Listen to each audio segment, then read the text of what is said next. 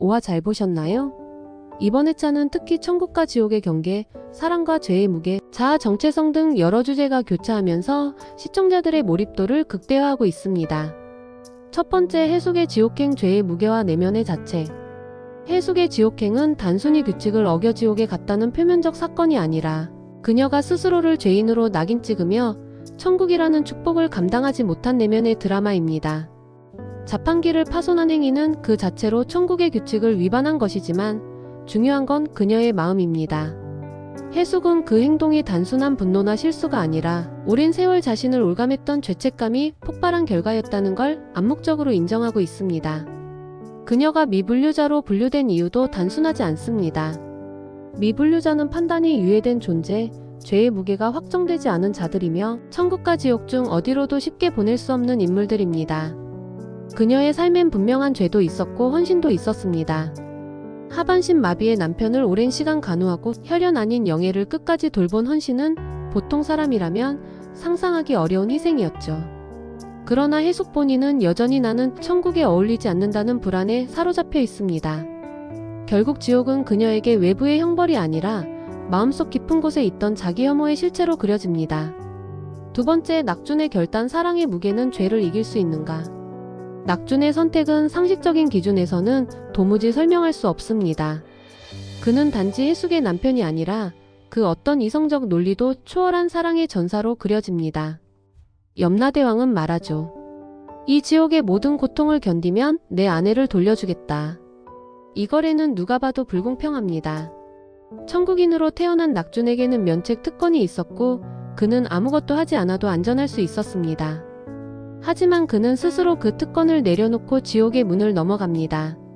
이것은 단순한 구조 요청이 아니라 시스템 자체에 대한 도전이자 사랑의 순도에 대한 시험입니다. 이 장면에서 우리가 놓치지 말아야 할 건 낙준의 선택이 법과 규칙을 넘어선 감정의 윤리를 보여준다는 점입니다. 그는 아내를 위해 모든 고통을 감수하기로 하고 그 대가로 단순히 해숙의 자유가 아닌 천국 시스템의 존엄과 대면합니다. 이 선택이 허용된다면 지옥이라는 체계가 감정이라는 변수에 흔들릴 수 있다는 걸 의미하죠. 결국 이 드라마는 질문을 던집니다. 사랑은 죄를 구원할 수 있는가? 그리고 낙준은 그 대답을 행동으로 증명하려고 합니다. 세 번째, 영애는 피해자인가 죄인인가? 영애의 지옥행은 그녀가 스스로 극단적 선택을 했기 때문이지만 그 이면엔 깊은 비극이 있습니다.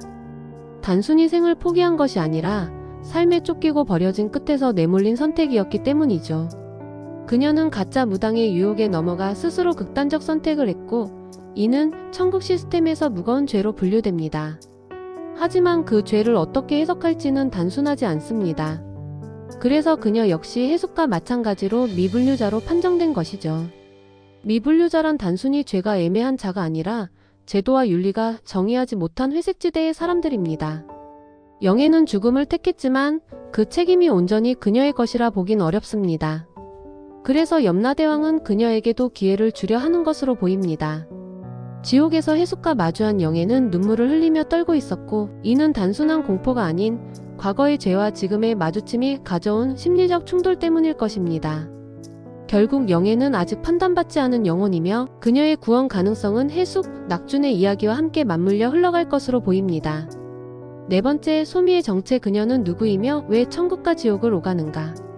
소미라는 인물은 드라마의 시작부터 끝까지 정체가 명확히 밝혀지지 않은 인물입니다. 예고편에서는 그녀가 점차 기억을 되찾는 듯한 묘사가 이어지고 춤을 추는 어린 시절의 환영을 떠올리기도 합니다.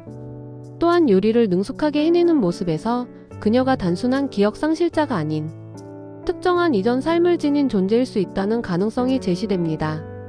주목할 점은 낙준이 그녀에게 지어준 소미라는 이름입니다. 모카솜에서 유래된 이름이며 모카꽃의 꽃말은 어머니의 사랑입니다. 이는 단순한 우연이 아니라 소미가 낙준의 어머니일 가능성을 암시하는 복선일 수 있습니다. 그녀가 지옥의 열차에 탑승한 것도 실제로는 시어머니가 시간여행 버스를 타다 시스템 오류로 지옥으로 떨어졌다는 가설과도 연결됩니다. 이런 설정은 드라마가 단순히 선형적 시간관을 따르지 않고 인물 간의 관계와 시간의 흐름이 뒤섞인 구조임을 보여주는 장치입니다. 결국 소미는 단순한 기억 상실자나 조력자가 아니라 해숙과 낙준의 이야기에서 감정적 운명적 교차점을 상징하는 인물입니다. 그녀의 기억이 회복될수록 해숙과 낙준의 과거 그리고 현재의 관계까지 다시 재정이 될 가능성이 있으며 이는 이야기의 흐름을 결정지을 중요한 축으로 작용할 것입니다. 5번째, 천국의 금융 시스템 구원에도 통장 잔고가 필요한가? 드라마의 또 다른 충격은 바로 천국에도 돈이 필요하다는 설정입니다. 해숙은 자신이 받은 선행 포인트, 즉 일종의 공덕이 다 떨어지자 천국의 생활이 어려워졌고 낙준 역시 정직 처분으로 인해 공덕 적립이 중단됩니다. 이 시스템은 마치 신용카드 한도가 초과되어 더 이상 혜택을 받을 수 없는 현대 사회의 구조와 흡사합니다. 그렇다면 이 시스템이 말하는 바는 무엇일까요? 드라마는 천국을 이상향으로 그리지 않습니다. 오히려 그것마저 인간 사회의 논리를 그대로 가져와 재현하고 있습니다. 선행은 마치 포인트 적립처럼 운영되고 그 포인트가 있어야만 삶을 유지할 수 있습니다. 천국의 금융 시스템은 결국 죽은 뒤에도 평등은 없다는 다소 냉소적인 메시지를 품고 있습니다. 또한 낙준이 지상으로 내려가 소원 수리자의 역할을 다시 맡는 장면은 이 시스템 안에서 노동을 통한 속죄라는 개념을 보여줍니다. 천국에서도 일을 해야만 사랑하는 사람을 지킬 수 있고 구원을 이어갈 수 있는 겁니다. 이는 결국 드라마가 전하는 핵심 명제, 구원은 무조건적인 선물이 아니라 끊임없는 선택과 책임의 결과다를 가장 직접적으로 드러내는 구조입니다. 다음 회차에서는 과연 낙준과 해숙이 어떤 방식으로 다시 천국으로 돌아갈 수 있을지, 소미의 정체가 밝혀질지, 영예의 심판이 어떤 결과로 이어질지 예고편을 통해 더욱 예리하게 분석해보겠습니다. 시청해주셔서 감사합니다.